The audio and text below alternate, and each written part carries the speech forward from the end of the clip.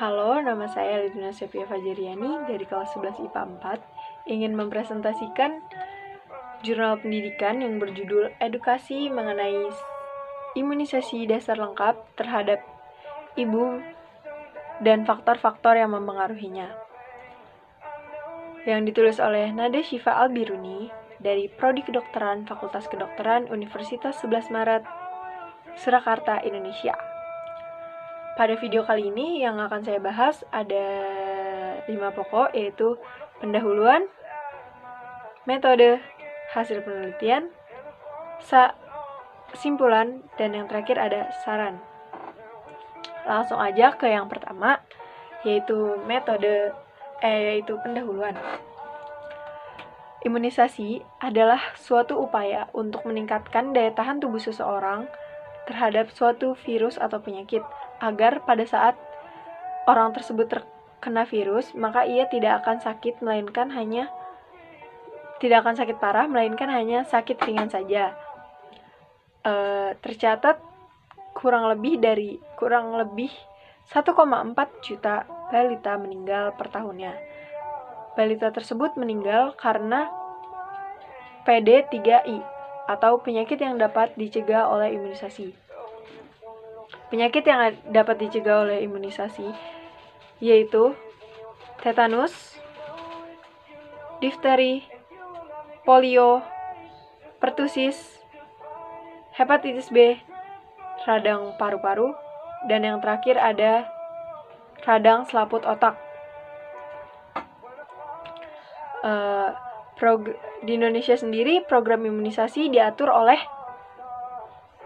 Kementerian Kesehatan Republik Indonesia, dan pemerintah bertanggung jawab untuk menetapkan sasaran jumlah penerima imunisasi dan kelompok umur serta tata cara pemberian vaksin. Di masing-masing negara memiliki kebijakannya masing-masing dalam pemberian imunisasi, tergantung pada epidemiologi penyakit apa yang sering terjadi di negara tersebut. Pendidikan kesehatan atau pengetahuan tentang imunisasi ini sangat penting karena dapat mengubah pola pikir seseorang tentang imunisasi, karena banyaknya isu-isu yang beredar tentang imunisasi yang belum tentu jelas dan belum tentu kebenarannya. Selanjutnya ada metode. Pada karya tulis ini, metode yang digunakan adalah metode kualitatif. Apa sih metode kualitatif? Metode kualitatif adalah metode riset yang sifatnya deskriptif, menggunakan analisis, mengacu pada data, dan memanfaatkan teori yang ada sebagai bahan pendukung. Jenis data yang diperoleh penulis untuk penyusunan karya tulis ini adalah data-data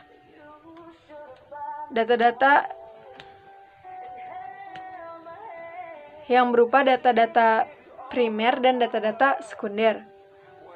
Data-data primer diperoleh dari hasil wawancara dan pengamatan.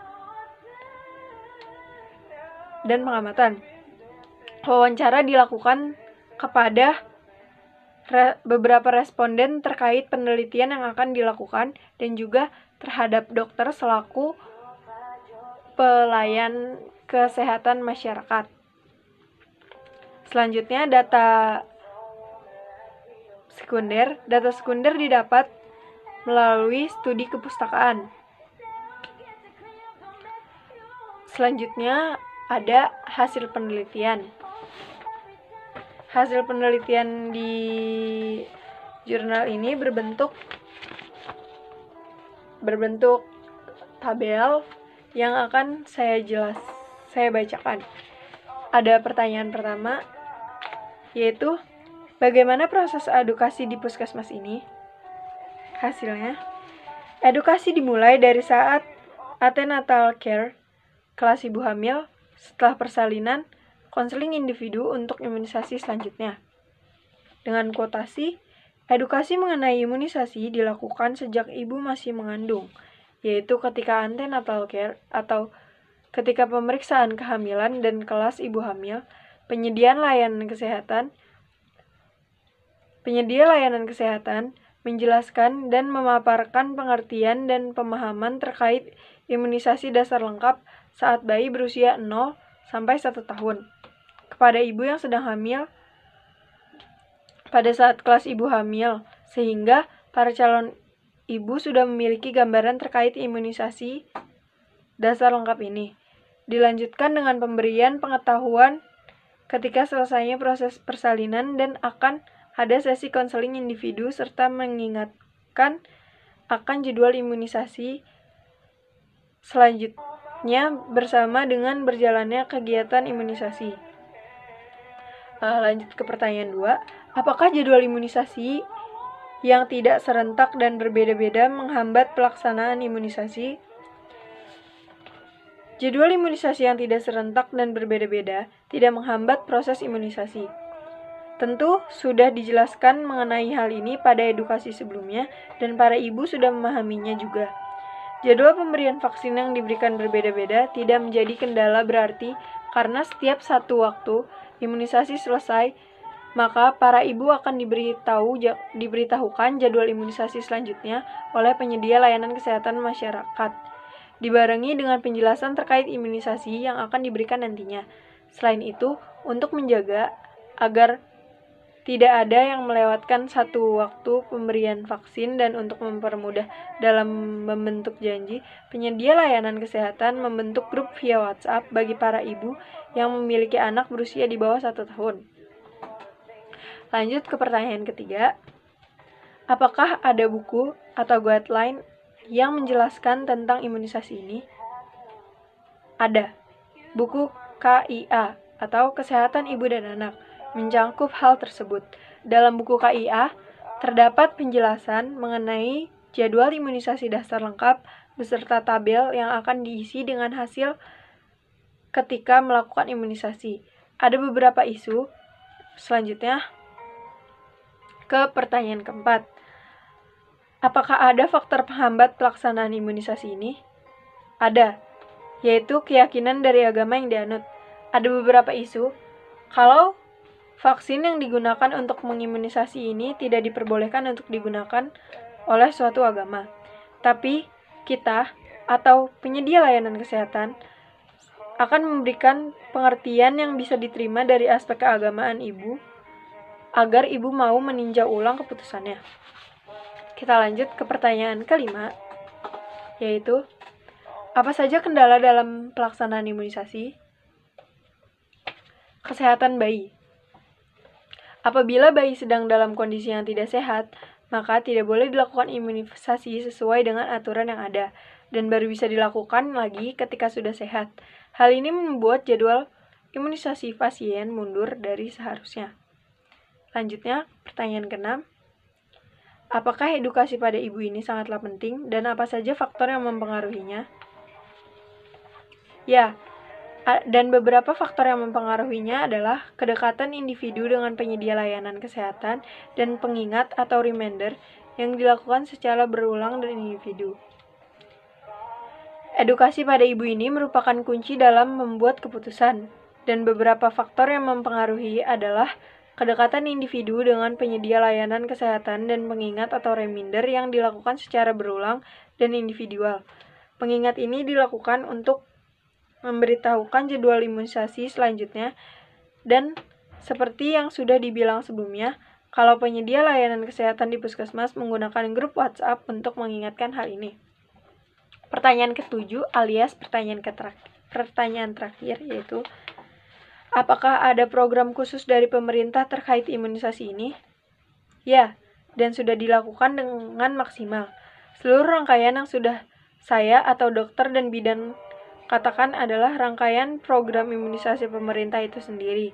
Untuk pelaksanaannya sudah di seluruh puskesmas menggunakan metode dasar yang sama dan secara real pencapaian imunisasi ini bahkan melebihi dari ekspektasi. Selanjutnya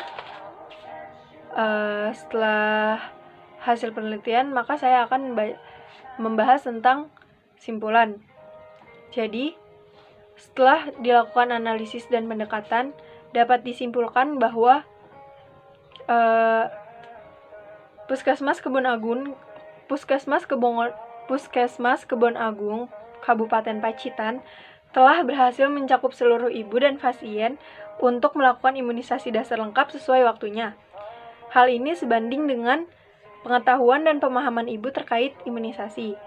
Tingkat pengetahuan dan pemahaman ibu yang baik terbukti berhubungan erat dengan hasil imunisasi itu sendiri. Karena pengetahuan dan pemahaman yang baik ini dapat mengubah perspektif atau membunuh isu-isu yang tidak benar mengenai imunisasi.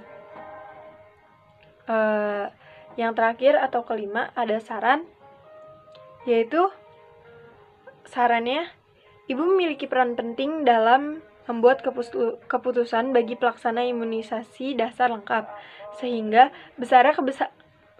besarnya keberhasilan imunisasi dasar lengkap ini sebanding dengan pengetahuan yang para ibu miliki terkait dengan imunisasi itu sendiri. Oleh karena itu,